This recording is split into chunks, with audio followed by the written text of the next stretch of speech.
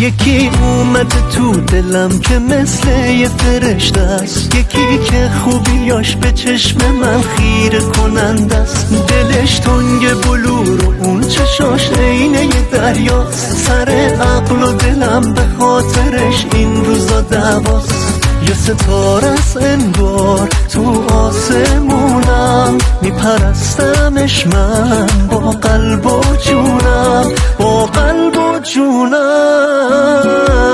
همه چی تموم عشق من واسه دلم ایدئاله، یه پیچ و تابی تو موهاشه که مثل جاده شماله.